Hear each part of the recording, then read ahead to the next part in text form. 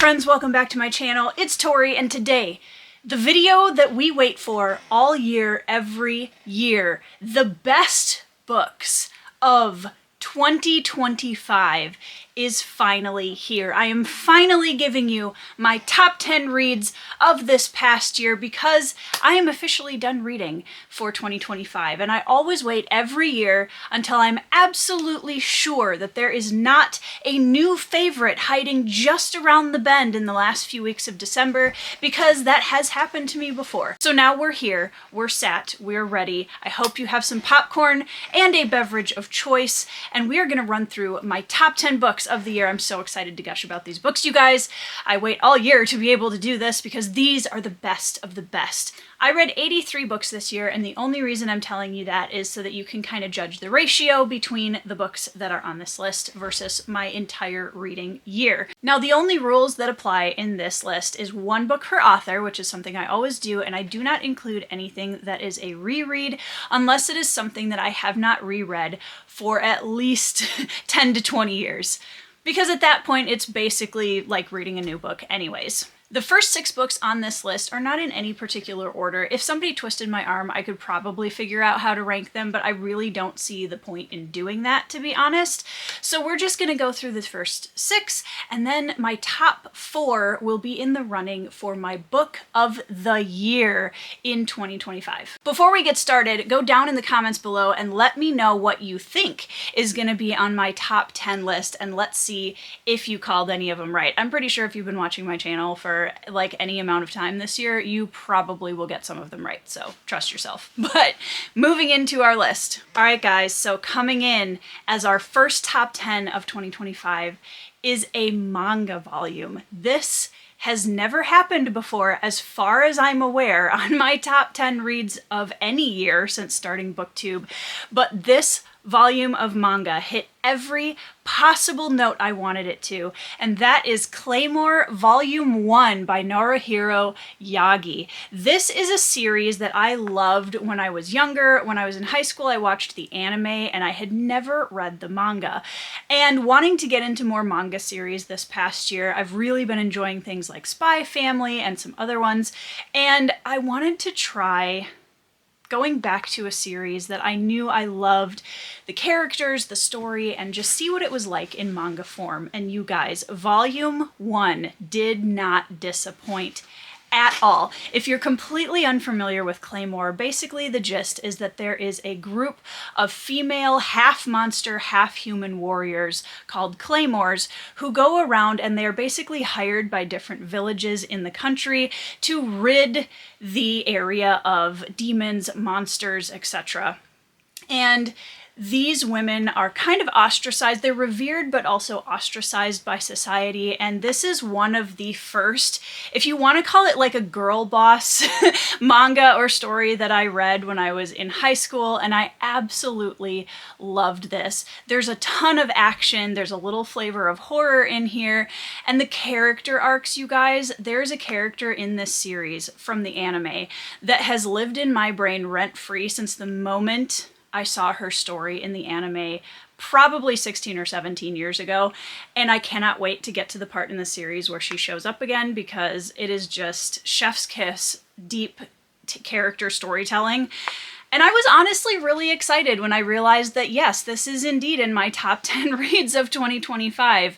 And I've read the first 3 volumes this year, and I look forward to continuing and reading much more of this series in 2026. So that is the first in my top 10 list. Now we're gonna swerve a little bit. Still a Japanese author, but translated contemporary fiction, and that is The Traveling Cat Chronicles. Now, I knew as soon as I bought this book that it was probably going to make me cry, and especially after I heard some of the reviews from friends, like my good friend Kay over at Kay's Hidden Shelf and some of the other people that have read this, I was expecting to have my heart ripped out of my chest, stomped on a couple times, and then lovingly taped back together and replaced. And that is exactly what happened in my reading of this book. This is the story of a young man and his cat who he adopts off the streets, and they go on a road trip. And honestly, I don't really want to tell you more than that, because that would be a disservice to the book and to you as a reader, so I'm not going to. But this is everything that I have been loving about contemporary Japanese novels in the last couple of years. It is so slice of life, written in this beautifully simple way that is easily digestible. It is so emotionally invested. And it's just beautiful. I love this story so much. It definitely made me cry, and I will be rereading it at some point in the future because it is just absolutely gorgeous and deserves the heck out of a spot on this top 10 list. All right, you guys, next up is probably the heaviest hitting book that I read this year. And this is an author that I'm very familiar with. It's an author that I've now read 4 or 5 books from. She is one of my favorite historical fiction authors of all time. And that is Lisa C's The Island of Sea Women. This is a historical fiction about the Haenyeo, who were female divers in Jeju, Korea. This book follows a multi-generational trajectory like many of Lisa C's books and revolves around the relationship between 2 young friends who grow up in this community of divers. Now, the historical period is set before, during, and after World War II, and it was so eye-opening and sobering to learn more about what the citizens of Korea went through during the Japanese invasion and also during World War II, and then afterwards when the Americans and Soviet Union came into Korea. Like, absolutely mind-blowing to read about this determined, resilient culture that was fighting for survival during that horrible time in human history. And Lisa C never pulls punches, and that is one of the things about her books that I both love and I have to be prepared for going in. They are not easy reads, but it is never gratuitous. It's never over the top. It is just simply a story of hardship, of beauty, of struggle, of finding joy in this horrific situation that these characters find themselves in, if at all possible. It's a story of revenge. It's a story of torn relationships and of reconciliation. There's so many things in this book, and Lisa C, as always, is an absolutely masterful writer of historical fiction. There was absolutely no way this book was not going on my list. Next up, we're going to swerve back into the fantasy genre with another book that I read pretty early on this year, and that is The Curse of Shalion by Lois McMaster Bujold. This is a book that was highly recommended to me specifically, and I had never read anything by Bujold before. And you guys, I am blown away that we are not talking about this woman on BookTube more, because Bujold's prose, all of you fantasy nerds who talk about prose all the time and how you love political intrigue and layered storytelling and characters that just kind of come off the page in those deep internal struggles, you need to be reading this woman, okay? You need to be reading this woman, and especially Curse of Shalion. The main character of this story is Kazaril, and he is the mentor to a young royal, and he has a past history. He is a war veteran, he has been through some things, but he is trying really hard to do what good he can for the family that he serves. And there's a lot of turmoil inside the country and outside the country, and just the layers of political intrigue, the way that these characters are so real. It reads like historical fantasy. It's just brilliant. And Master Bujold's prose, like I said before, is just beautiful. There were so many moments when I had to back myself up, reread a section, and just let it soak in a little bit. She's absolutely a master of words. And honestly, one of the things I think I learned this year about myself through this book and several others is that I think I'm a little bit more of a prose snob than I thought I was. I really didn't think that prose made that much of a difference for me, but I'm discovering that the more I read, the more I love it.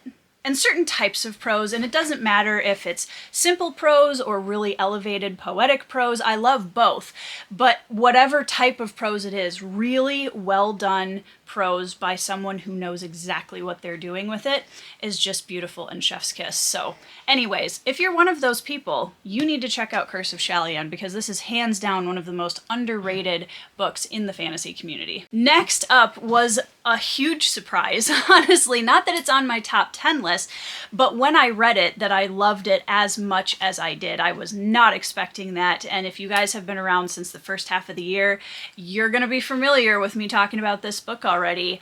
Doohickey by Stephen King. This was my first ever full read by Stephen King. I DNF'd The Gunslinger last year, I think, and my friend Andrew at Andrew's Wizardly Reads recommended that I try Doohickey, because I said I want to read one Stephen King book just to try him as an author.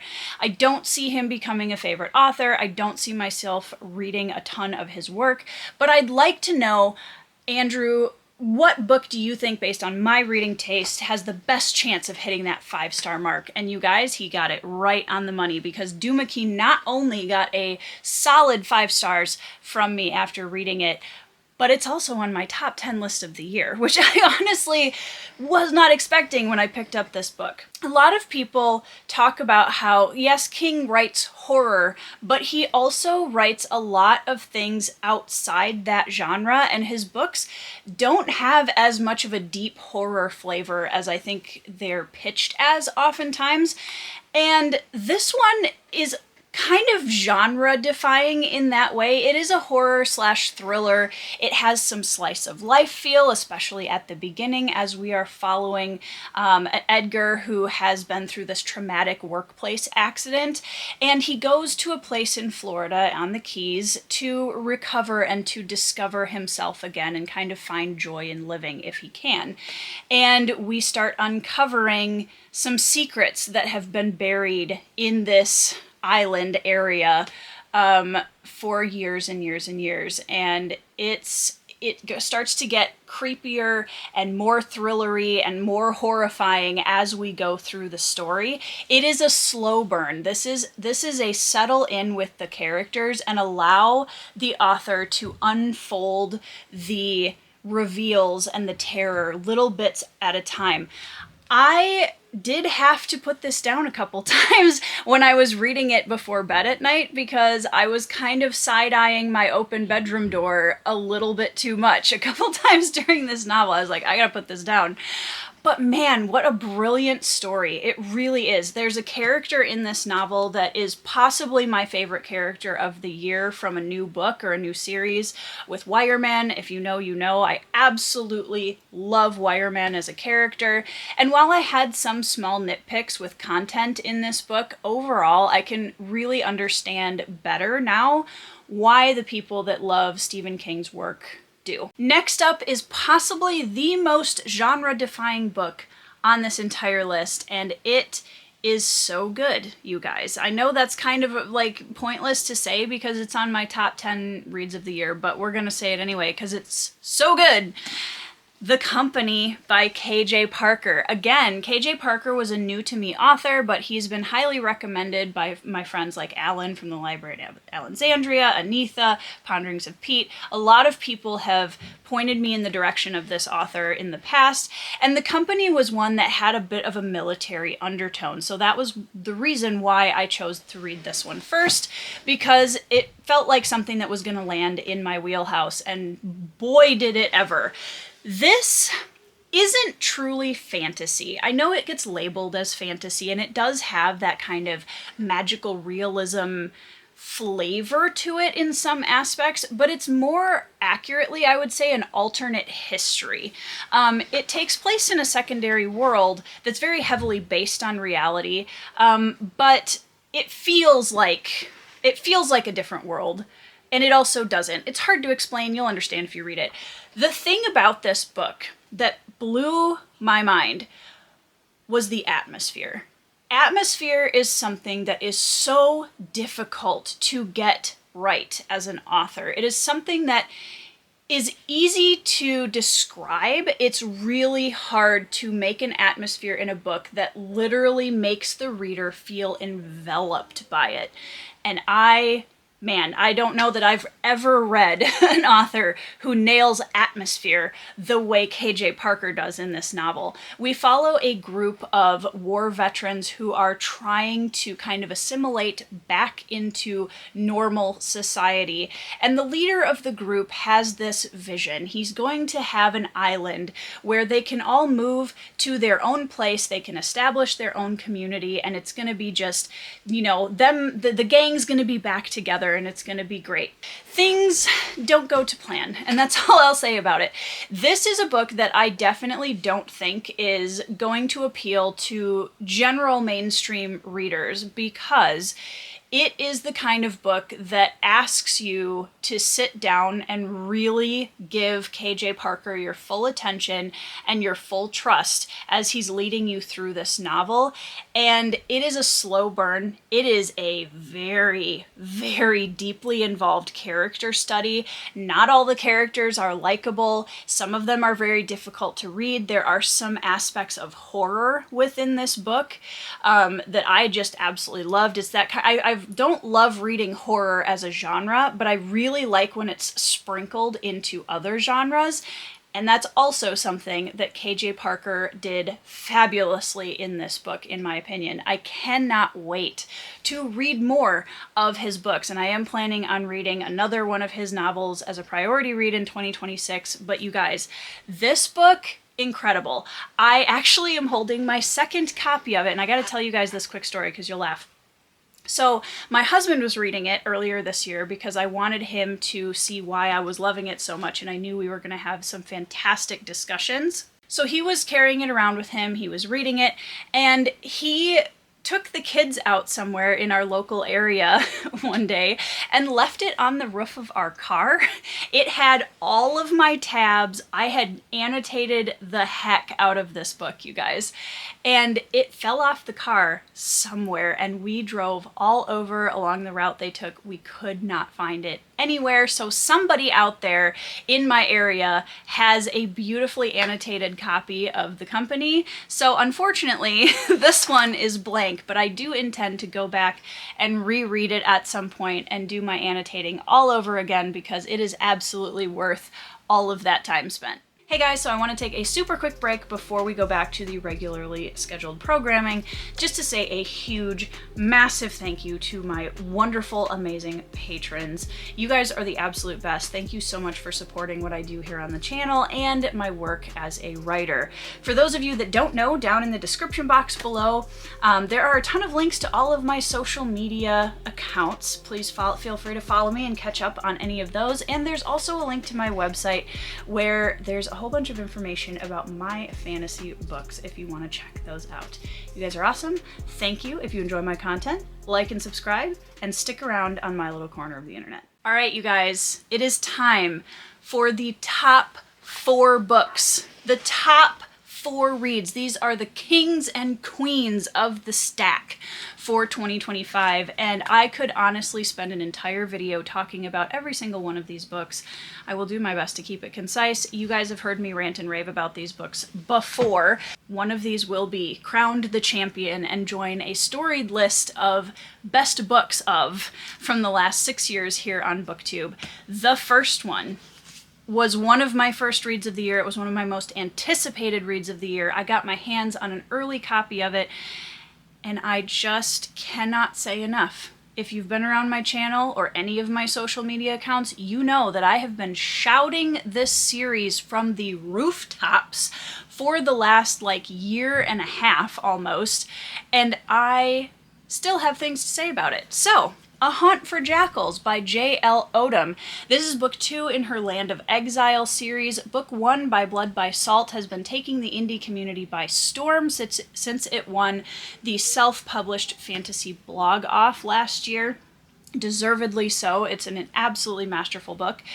And it's always a little bit nerve-wracking when you go into a sequel to a book that you loved that much, that you felt new favorite flavors from, and then you read book 2 and you're like, oh boy, I really hope this lives up to the hype. And you guys, I don't think it is possible for J.L. Odom to write a bad book. I really don't think it's possible. Her By Blood by Salt was her debut, which is ridiculous in its own right. This just leveled it up. This gave me so much more of everything I wanted from the series. It expands further into the world. Our characters continue on their story arcs and we get deeper and grittier with them. These are characters that are just masterfully written. Absolutely masterfully written. And that is a word that I am very careful using, because I know that there are so many amazing books out there. But every once in a while, you come across a book or a series that the minute you walk into that first page, you know you are in the presence of something that has really powerful literary merit. And this series, to me, is that. Book 2, amazing. You guys, I have been chewing my fingernails down to stubs, metaphorically, waiting for the third book in this series, and I know that Jamie is hard at work on it, and I can't wait. And if she lands the final book in this series, I can tell you without doubt that this is going to be at the very top of my fantasy series favorites, because it's phenomenal. It's a slow burn, military character-driven novel, and it's everything I wanted in a sequel, and I cannot wait for book 3. Next up, we are going back to Japan for another translated fiction work, and this is a book that hit me at the exact right time this year.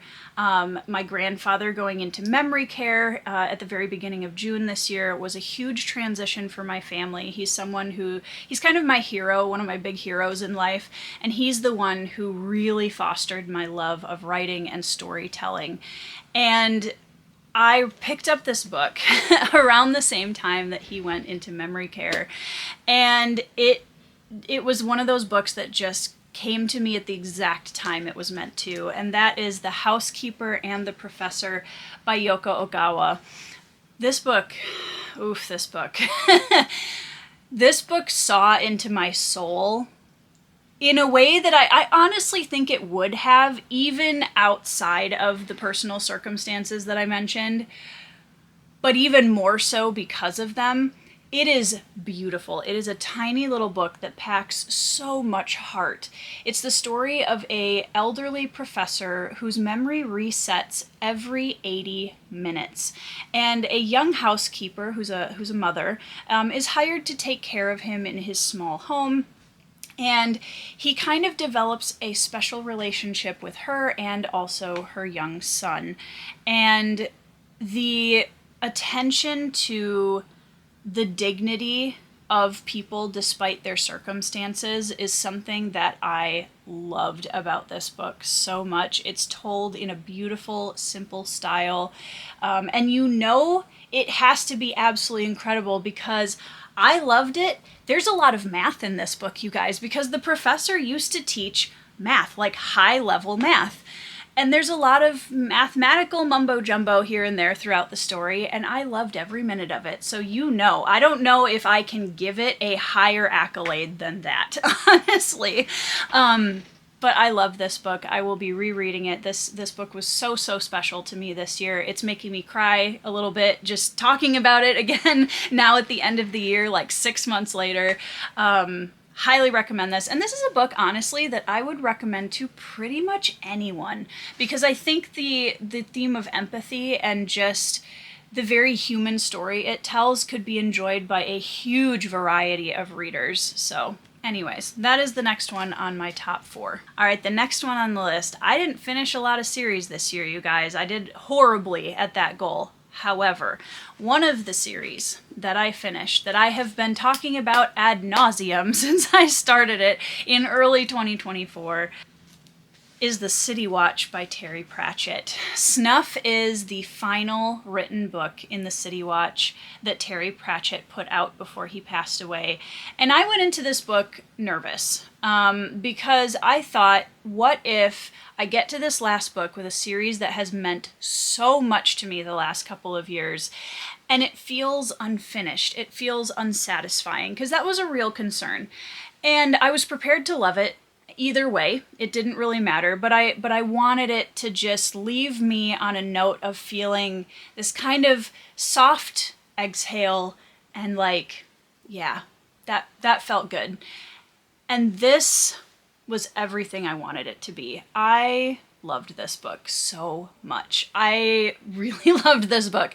And I read 4 City Watch books this year, and it was honestly really hard to decide which one was going to represent the series here on my top 10, because honestly, at least 2 or 3 of the 4 that I read could have easily been on here. But Snuff just felt right because this was the culmination of my reading experience with the City Watch for the first time, at least. And it was so beautiful. I cried, I laughed out loud, and I just have to give Terry Pratchett a huge thank you for creating this world, for these characters, and everything I've been able to experience through them the last couple of years. So, Snuff by Terry Pratchett is the representative for the City Watch on my top 10 for this year. And last, but certainly not least, is a book in a series that I also finished here in 2025. It is a favorite of my husband Ben's. He read it last year and absolutely binged through it, which he does not do very often. And this is a series that I wasn't sure how I was gonna like the story when I first started it. I gave the first book 3 stars. I think I would rate it slightly higher on a reread. Book 2 I gave 4 stars, and then book 3 and 4 came out of the gate were 5-star reads. It was so hard to decide which one of the books I was going to include on this list, but I ended up going with The Hod King by Josiah Bancroft, and this is book 3 in his Books of Babel series. This is one of the most unique fantasy worlds I have read in a long time, like a long time. And it's really hard to explain in a way that makes sense. Like, once you get into the book, you're like, oh yeah, that makes total sense. But just from an outside perspective, this is a hard series to pitch. It is about a man named Thomas Senlin who, at the beginning of book 1, goes with his new wife to the destination of their country, which is the Tower of Babel, a wild wonder with all sorts of things to be seen and experienced. And when he gets there, he loses his wife in the crowd. And 3 more books later, wow, like what an incredible character journey. What an incredible story. One of the best motley crews I've read in a long time. These side characters, you guys, the cast of this series is so good. The risks that Bancroft takes with his storytelling, I think, are very unique and they're very rare, to be honest. And again, it was hard for me to decide whether it was going to be book 3 or book 4 that ended up on this list, but there's a specific scene. There's a specific scene in this book that tipped it over the threshold just enough to be the winner and put it on this list because of the way it broke me. And also, my favorite character in the series was solidified very heavily in book 3, so it had to be the Hod King. This is another series that I would highly recommend. I've done a dedicated review of it already that I encourage people to read it because, you know what? Here in the fantasy community, we are always looking for unique, amazing fantasy reads, and I think this series deserves way more accolades than it gets. The longer that I sit with it and the longer I'm away from the ending of the story, the more I love this series. So, the last one in my top 4 is The Hod King by Josiah Bancroft. The only thing we have left to do is to crown the winner, the book of the year in 2025. And this was honestly a way harder choice than some of you probably guessed. I know there's probably a few of you that think it's going to be for sure one book or the other. I honestly had a really hard time because there's so much that I read this year that really will leave an impact on me for a long time, which I'm really grateful for. That's the goal, I think, of all of us as readers, is when we sit down to enjoy our reads for the year, we want things to surprise us, to take us off guard in a good way, to become a new favorite, to leave a mark on us, to have characters and worlds that we can't wait to go back to. And there were so many of those for me this year, which was really fun to kind of reflect on as I was making the list for this video. I'm going to give you guys a quick rundown before I announce my official book of 2025 of the books of the year that I have crowned since 2020 when I started my channel. This will be the 6th book of the year. In 2020, we had The Lies of Locke Lamora, which is still to this day one of my favorite fantasy books of all time. I reread this book this year and it was even better on a reread. I absolutely loved it. 10 out of 10 stars. So proud of it. It is definitely still firmly in that book of the year spot for 2020. In 2021, we went in a very different direction, and I chose Challenger Deep by Neil Shusterman. This book, the feels, the exploration of mental illness in a way that was absolutely breathtaking. Absolutely stunning book. In 2022, I had a tie. I could not decide between these two books, and I think now I could probably pick between them, but I'm not going to because they're both incredible. The first one is Never Die by Rob J. Hayes, the first in his Mortal Techniques series, alongside The Outsiders by S.E. Hinton, which is still to this day one of my absolute favorite stories of all time. One of my favorite books, one of my favorite films of all time. The Outsiders is incredible. And then in 2023, we had a historical fiction, an epistolary novel that came out of nowhere and totally wowed me, and that was Augustus by John Williams, which details the rise to power of Caesar Augustus in letters and bits and pieces of scraps of writing from the people around him. And it is absolutely a literary masterpiece. More people should read this. It's incredible.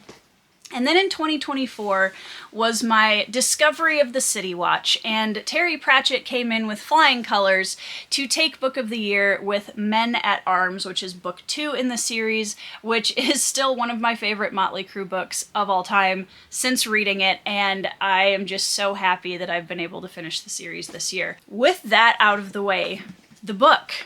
Out of this stack, we have A Hunt for Jackals by J.L. Odom, we have The Housekeeper and the Professor by Yoko Ogawa, we have Snuff by Terry Pratchett, and we have The Hod King by Josiah Bancroft. And you guys, honestly, any of these books could have walked away with Book of the Year for 2025.